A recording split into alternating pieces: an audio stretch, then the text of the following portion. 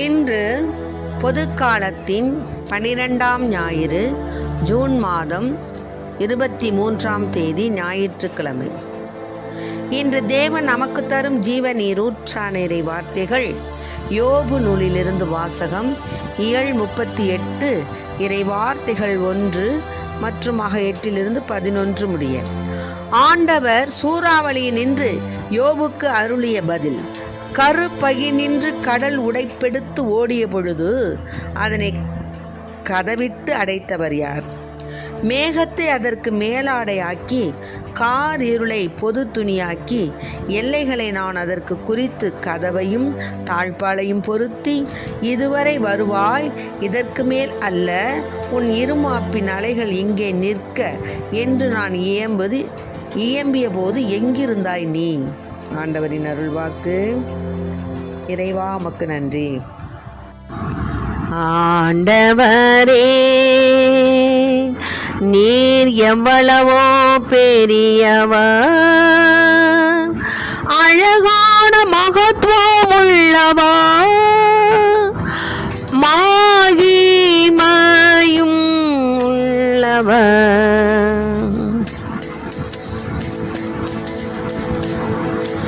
ஆண்டவரே, பெருமையும் மகிமையும் என்ன?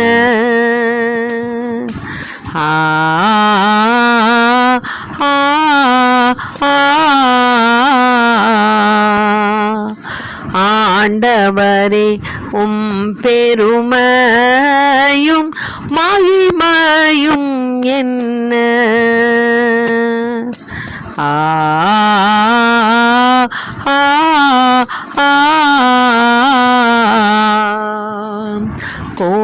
கூடாரத்திற்கு வானவிரிவையும்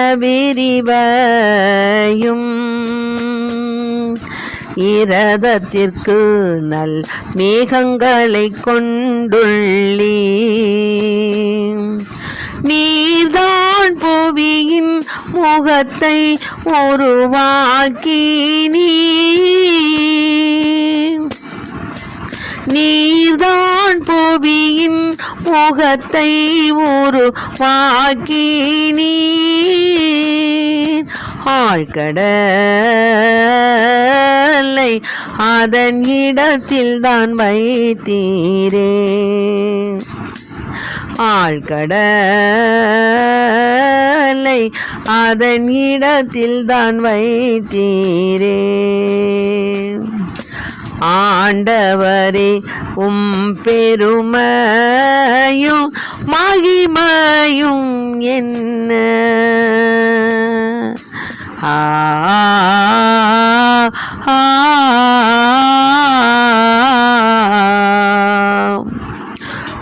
நதிகள் அங்கே,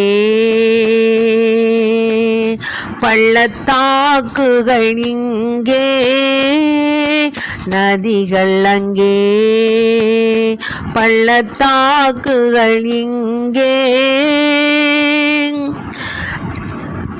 நதிகள் அங்கே, பள்ளத்தாக்குகள் நீரூற்றுகள் வழிந்தோட,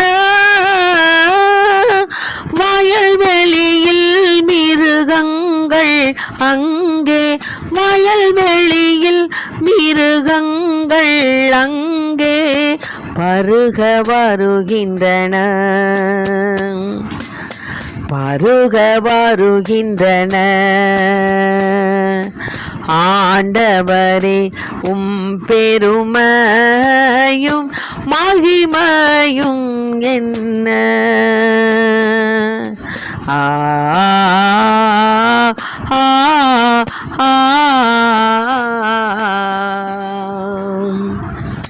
ஆண்டவரே,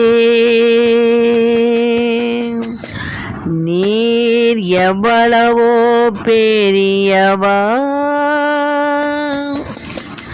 அழகான மகத்துவம் உள்ளவர்,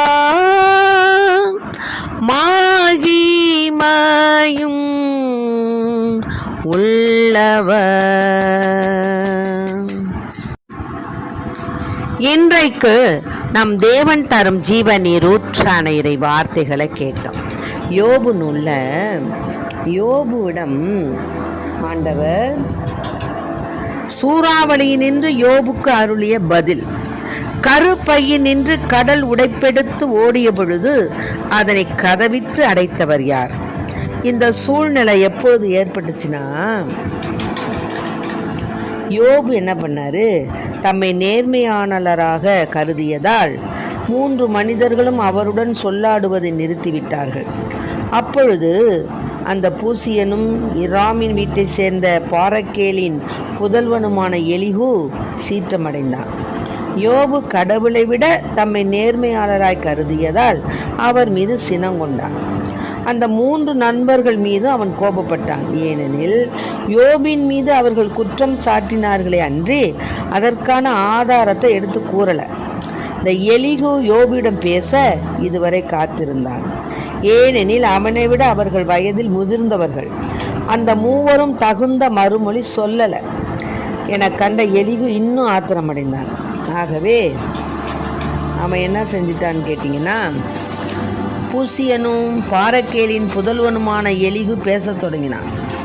அதாவது, நான் வயதில் சிறியவன், நீங்கள் பெரியவங்க, அதனால் என் கருத்தை உங்களிடம் உரைக்க தயங்கினேன், அஞ்சினேன்.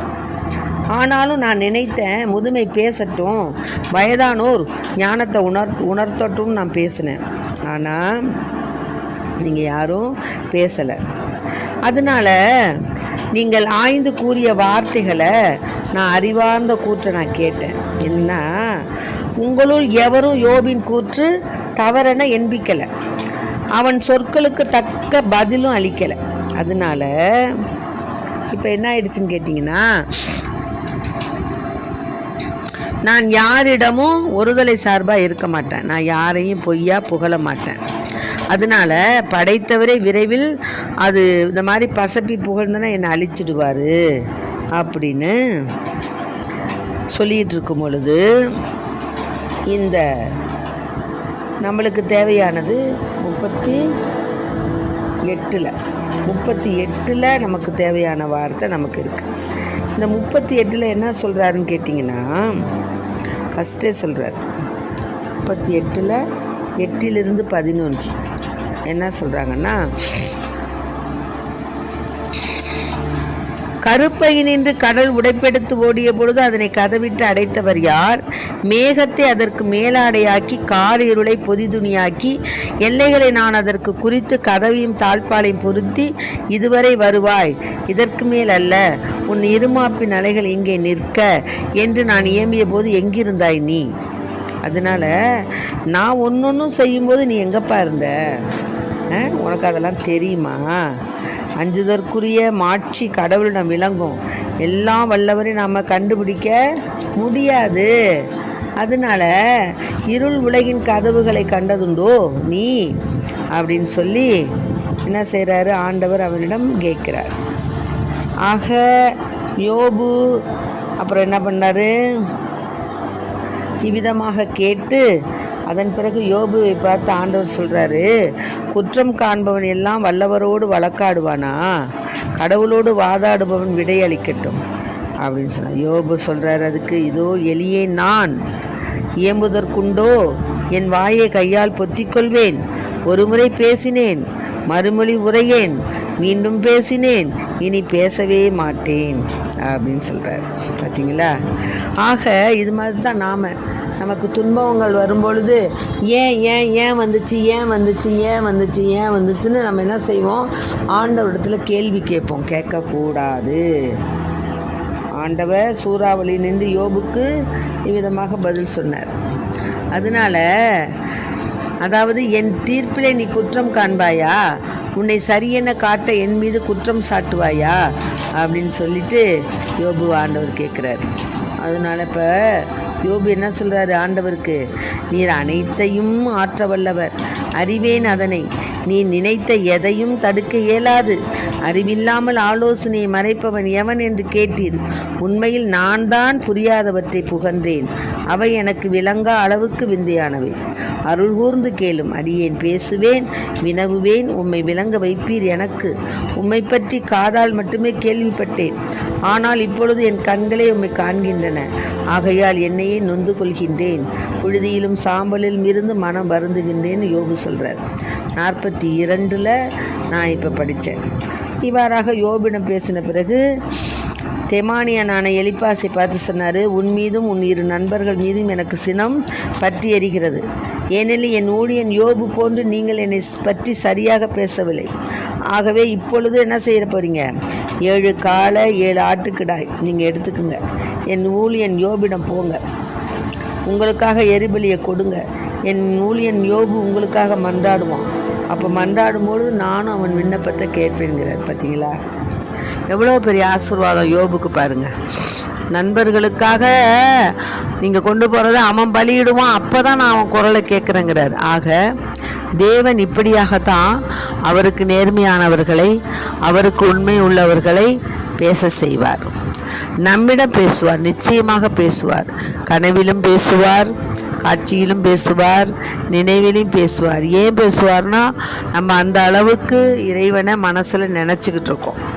ஆகவே அன்பார்ந்த பிள்ளைகளே, நம்முடைய துன்பங்கள் வரலாம், துயரங்கள் வரலாம், நோவுகள் வரலாம், கஷ்டங்கள் வரலாம்.